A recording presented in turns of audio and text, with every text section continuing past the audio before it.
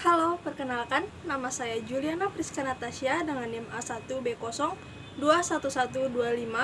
dari jurusan Manajemen Fakultas Ekonomi dan Bisnis Universitas Mataram. Di sini saya akan menjelaskan mengenai Pancasila sebagai ideologi negara. Nah, sebelum kita mengetahui bagaimana sih Pancasila sebagai ideologi negara itu, perlu kita ketahui terlebih dahulu pengertian dari ideologi itu sendiri. Istilah ideologi berasal dari kata idea yang artinya gagasan, konsep, pengertian dasar, dan cita-cita. Dan logos yang berarti ilmu. Ideologi secara etimologis berarti ilmu tentang ide-ide, atau dalam bahasa Inggris biasa disebut dengan the science of idea, atau ajaran tentang pengertian dasar. Dalam Kamus Besar Bahasa Indonesia, ideologi didefinisikan sebagai kumpulan konsep bersistem yang dijadikan asas pendapat yang memberikan arah dan tujuan untuk kelangsungan hidup. Ideologi juga diartikan sebagai cara berpikir seseorang atau suatu golongan. Ideologi juga dapat diartikan sebagai paham, teori, atau tujuan yang merupakan suatu program sosial politik. Dengan pengertian tersebut, beberapa komponen penting dalam ideologi yaitu sistem, arah, tujuan, cara berpikir, program, sosial, dan politik. Beberapa tokoh atau pemikir Indonesia juga mendefinisikan beberapa pengertian dari ideologi seperti Sastra Prateja yang mendefinisikan ideologi sebagai seperangkat atau gagasan pemikiran yang berorientasi pada tindakan dan diorganisir menjadi suatu sistem yang teratur. Selain itu, ada Suryanto yang mendefinisikan ideologi sebagai hasil refleksi manusia berkat kemampuannya menjaga jarak dengan dunia kehidupannya. Nah, selanjutnya di sini saya akan membahas dari fungsi ideologi. Ideologi memiliki beberapa fungsi seperti struktur kognitif yang berarti keseluruhan pengetahuan yang dapat menjadi landasan untuk memahami dan menafsirkan dunia serta kejadian-kejadian di lingkungan sekitarnya. Yang kedua, ada orientasi dasar dengan membuka gagasan yang memberikan makna serta menunjukkan tujuan dalam kehidupan manusia. Fungsi yang ketiga, ada norma-norma yang menjadi pedoman dan pegangan bagi seseorang untuk melangkah dan bertindak. Yang keempat, ada bekal dan jalan bagi seseorang untuk menemukan identitasnya. Yang kelima, kekuatan yang mampu menyemangati dan mendorong seseorang untuk menjalankan kegiatan dan mencapai tujuan. Dan yang terakhir, ideologi berfungsi sebagai pendidikan bagi seseorang atau masyarakat untuk memahami, menghayati, serta memolakan tingkah lakunya sesuai dengan orientasi dan norma-norma yang terkandung di dalamnya. Yang ketiga, di sini saya akan membahas mengenai 3 dimensi kekuatan ideologi. Yang pertama, ada dimensi realita, yang berarti bahwa nilai-nilai dasar yang terkandung di dalam ideologi itu sendiri secara real berakar dan hidup dalam masyarakat atau bangsanya. Yang kedua, ada dimensi idealisme, yang berarti bahwa nilai-nilai dasar ideologi tersebut mengandung idealisme, bukan lambungan angan-angan. Dan yang ketiga, ada dimensi fleksibilitas atau dimensi pengembangan, yang berarti bahwa ideologi sendiri memiliki keluasan yang memungkinkan dan bahkan merangsang pengembangan pemikiran-pemikiran baru. Selanjutnya di sini saya akan membahas mengenai pentingnya kajian Pancasila sebagai ideologi negara. Yang pertama, warga negara memahami dan melaksanakan Pancasila sebagai ideologi negara. Sebagai warga negara, kita perlu memahami kedudukan Pancasila sebagai ideologi negara karena ideologi negara adalah Pancasila menghadapi tantangan dari berbagai ideologi dunia dalam kebudayaan global. Unsur-unsur yang mempengaruhi ideologi Pancasila adalah sebagai berikut. Yang pertama, ada unsur ateisme yang terdapat dalam ideologi komunisme yang bertentangan dengan sila pertama, yaitu sila ketuhanan yang Maha Esa. Yang kedua, ada unsur individualisme dalam liberalisme tidak sesuai dengan prinsip nilai gotong royong dalam sila keadilan sosial bagi seluruh rakyat Indonesia. Dan yang ketiga, ada kapitalisme yang memberikan kebebasan individu untuk menguasai sistem perekonomian negara tidak sesuai dengan prinsip ekonomi kerakyatan. Salah satu dampaknya yang kita rasakan dari kapitalisme ialah munculnya gaya hidup konsumtif.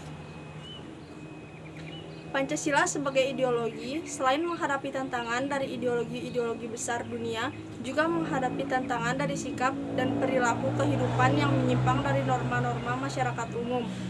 Tantangan itu meliputi antara lain terorisme dan narkoba. Terorisme dan narkoba merupakan ancaman terhadap keberlangsungan hidup bangsa Indonesia dan ideologi negara. Beberapa unsur ancaman yang ditimbulkan oleh aksi terorisme antara lain yang pertama, rasa takut dan cemas yang timbul karena bom bunuh diri yang mengancam keamanan negara dan masyarakat pada umumnya. Yang kedua, aksi terorisme dengan ideologinya menebarkan ancaman terhadap kesatuan bangsa sehingga mengancam disintegrasi bangsa. Yang ketiga, ada aksi terorisme yang menyebabkan investor asing tidak berani menanamkan modal di Indonesia dan wisatawan asing enggan berkunjung ke Indonesia sehingga mengganggu pertumbuhan perekonomian negara. Selain itu, ada juga penyalahgunaan narkoba yang meliputi sebagai berikut. Yang pertama, penggunaan narkoba disalahgunakan oleh kalangan generasi muda dapat merusak masa depan mereka sehingga berimplikasi terhadap keberlangsungan hidup di negara Indonesia. Yang kedua, perdagangan dan peredaran narkoba di Indonesia dapat merusak reputasi negara Indonesia sebagai negara yang berlandaskan pada nilai-nilai Pancasila. Dan yang ketiga, perdagangan narkoba sebagai barang terlarang merugikan sistem perekonomian negara Indonesia karena peredaran ilegal tidak sesuai dengan peraturan perundang-undangan. Yang kedua, penyelenggara negara memahami dan melaksanakan Pancasila sebagai ideologi negara. Selain warga negara, penyelenggara negara juga merupakan kunci penting bagi sistem pemerintahan yang bersih dan berwibawa, sehingga aparatur negara juga harus memahami dan melaksanakan Pancasila sebagai ideologi negara secara konsisten.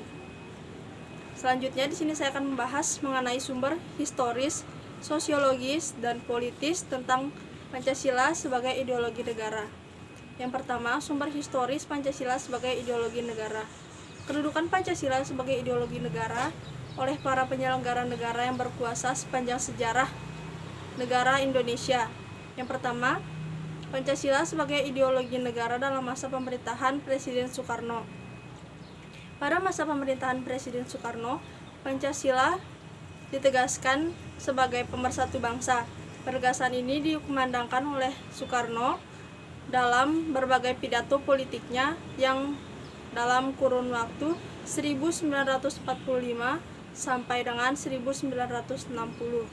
Namun, seiring dengan perjalanan waktu, pada kurun waktu 1960 hingga 1965, Soekarno lebih mementingkan konsep Nasakom, yaitu nasionalisme, agama, dan komunisme sebagai landasan politik bagi bangsa Indonesia.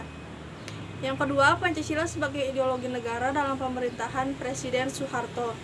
Pada masa pemerintahan Presiden Soeharto, Pancasila dijadikan sebagai asas tunggal bagi organisasi politik dan organisasi kemasyarakatan. Dan yang ketiga di sini ada Pancasila sebagai ideologi negara dalam masa pemerintahan Presiden Habibie. Pada masa ini, resonansi Pancasila kurang bergema karena pemerintahan Habibie lebih disibukkan masalah politis, baik dalam negeri maupun di luar negeri. Di samping itu, lembaga yang bertanggung jawab terhadap sosialisasi nilai-nilai Pancasila dibubarkan. Yang keempat, ada Pancasila sebagai ideologi negara dalam masa pemerintahan Presiden Abdurrahman Wahid. Pada masa pemerintahan Presiden Abdurrahman Wahid, muncul wacana tentang penghapusan TAP nomor 25 MPRS 1966 tentang pelarangan PKI dan penyebarluasan ajaran komunisme. Di masa ini, yang lebih dominan adalah kebebasan berpendapat sehingga perhatian terhadap ideologi Pancasila cenderung melemah. Yang kelima, Ada Pancasila sebagai ideologi negara dalam masa pemerintahan Presiden Megawati. Pada masa ini, Pancasila sebagai ideologi semakin kehilangan formalitasnya dengan disahkan Undang-Undang Sisdiknas Nomor 20 Tahun 2003 yang tidak mencantumkan pendidikan Pancasila sebagai mata pelajaran wajib dari tingkat sekolah dasar sampai pada perguruan tinggi. Dan yang keenam, ada Pancasila sebagai ideologi negara dalam masa pemerintahan Presiden Susilo Bambang Yudhoyono. Pemerintahan SBY yang berlangsung dalam 2 periode dapat dikatakan juga tidak terlalu memperhatikan pentingnya Pancasila sebagai ideologi negara. Hal ini dapat dilihat dari belum adanya upaya untuk membentuk suatu kelembagaan yang berwenang untuk menjaga dan mengawal Pancasila sebagai dasar negara dan ideologi negara, serta sebagaimana diamanatkan oleh Kepres nomor 27 tahun 1999. Yang kedua, sumber sosiologis Pancasila sebagai ideologi negara. Pancasila sebagai ideologi negara berakar dalam kehidupan masyarakat. Unsur-unsur sosiologis yang membentuk Pancasila sebagai ideologi negara meliputi hal-hal sebagai berikut. Yang pertama, pada sila ketuhanan yang Maha Esa ditemukan dalam kehidupan masyarakat beragama masyarakat Indonesia dalam berbagai bentuk kepercayaan dan keyakinan terhadap adanya kekuatan gaib. Yang kedua, sila kemanusiaan yang adil dan beradab dapat ditemukan dalam hal saling menghargai dan menghormati hak-hak orang lain dan tidak bersikap sewenang-wenang. Yang ketiga, ada sila persatuan Indonesia dapat ditemukan dalam bentuk solidaritas, rasa setia kawan, rasa cinta tanah air yang berwujud pada mencintai produk dalam negeri. Yang keempat, ada sila kerakyatan yang dipimpin oleh hikmat kebijaksanaan dalam permusyawaratan perwakilan. Dapat ditemukan dalam bentuk menghargai pendapat orang lain, semangat musyawarah dalam mengambil keputusan. Serta yang kelima, pada sila keadilan sosial bagi seluruh rakyat Indonesia tercermin dalam sikap suka menolong, menjalankan gaya hidup sederhana, dan tidak berlebihan.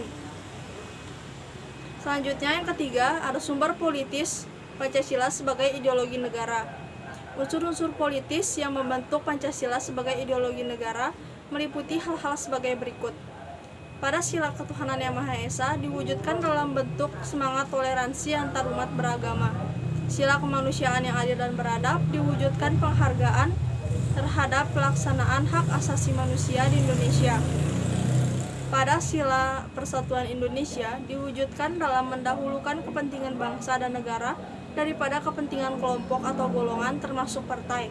Yang keempat, pada sila kerakyatan yang dipimpin oleh hikmat kebijaksanaan dalam permusyawaratan perwakilan diwujudkan dalam mendahulukan pengambilan keputusan berdasarkan musyawarah daripada voting.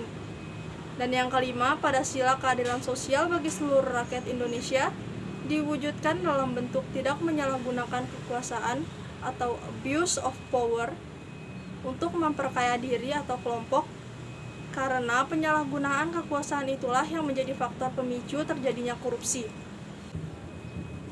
Selanjutnya di sini saya akan membahas mengenai dinamika dan tantangan Pancasila sebagai ideologi negara. Dinamika Pancasila sebagai ideologi negara dalam sejarah bangsa Indonesia memperlihatkan adanya pasang surut dalam pelaksanaan nilai-nilai Pancasila. Pancasila sebagai ideologi negara dalam masa pemerintahan Presiden Soekarno, sebagaimana diketahui bahwa Presiden Soekarno termasuk salah satu perumus Pancasila, bahkan penggali dan pemberi nama untuk dasar negara. Dalam hal ini, Soekarno memahami kedudukan Pancasila sebagai ideologi negara. Namun, dalam perjalanan pemerintahannya, ideologi Pancasila mengalami pasang surut karena dicampur dengan ideologi komunisme dalam konsep Nasakov. Pada tantangan Pancasila sebagai ideologi negara, unsur-unsur yang mempengaruhi tantangan terhadap Pancasila sebagai ideologi negara meliputi faktor eksternal dan internal. Adapun faktor eksternal meliputi hal-hal sebagai berikut. Yang pertama, pertarungan ideologis antara negara-negara superpower antara Amerika dan Uni Soviet pada tahun 1945 sampai dengan tahun 1990 yang berakhir dengan bubarnya negara Soviet sehingga Amerika menjadi negara satu-satunya superpower. Yang kedua, menguatnya isu kebudayaan global yang ditandai dengan masuknya berbagai ideologi asing dalam kehidupan berbangsa dan bernegara karena keterbukaan informasi. Dan yang ketiga, meningkatnya kebutuhan dunia sebagai akibat pertambahan penduduk dan kemajuan teknologi sehingga terjadi eksploitasi terhadap sumber daya alam secara masif. Dampak konkretnya adalah kerusakan lingkungan seperti banjir dan kebakaran hutan. Dan faktor internal meliputi hal-hal sebagai berikut. Yang pertama, pergantian rezim yang berkuasa melahirkan kebijakan politik yang berorientasi pada kepentingan kelompok atau partai, sehingga ideologi bangsa yaitu Pancasila sering terabaikan. Dan yang kedua, penyalahgunaan kekuasaan seperti korupsi mengakibatkan rendahnya kepercayaan masyarakat terhadap rezim yang berkuasa sehingga kepercayaan terhadap ideologi menurun drastis. Mungkin segitu saja yang dapat saya sampaikan. Atas perhatiannya, saya ucapkan terima kasih.